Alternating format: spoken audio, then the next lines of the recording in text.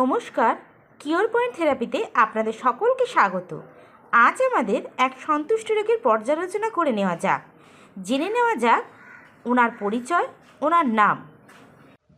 আমি পূরবী রয় বলছি, কল্যাণী গয়েশপুর থেকে। এবার শুনে নেওয়া যাক পেশেন্টের সমস্যাগুলি কী কী ছিল।